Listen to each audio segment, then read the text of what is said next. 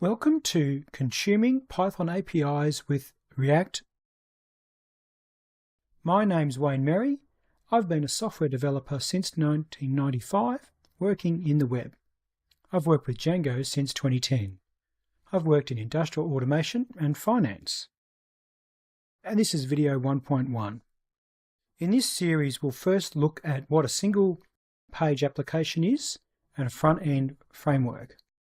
We'll consider what Node.js is and JavaScript tooling.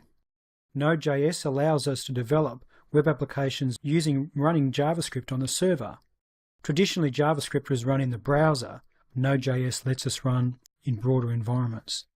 We'll set up React, and then we'll customize our server to be able to serve a React application. We'll then consider front-end coding. The front end refers to code that runs in the browser rather than code running on the server. In the previous video series, the code that we developed was all being executed on the web server. It was developing HTML responses and serving that to the client, or it was sending a HTML/JSON response to the client. We'll be working with JSON directly in this video series. The server won't be responsible for any presentation. The React application will be entirely responsible for that. In React, we use React components, which are modules of functionality. We'll then consider data and state within our components, what React routing is and dealing with events, and then consider testing. We'll then bring the front end and the back end together. To have these two talk to each other, firstly we need to deal with authentication, tokens, and the OAuth 2 protocol.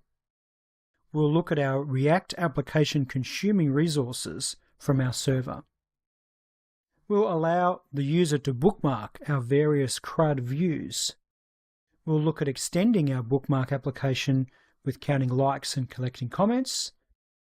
And then we'll consider how we deploy our application in production. This video series builds on building your very own Python REST API with Django.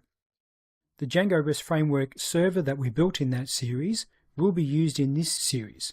We'll build on it and use it as the server for our React front-end application.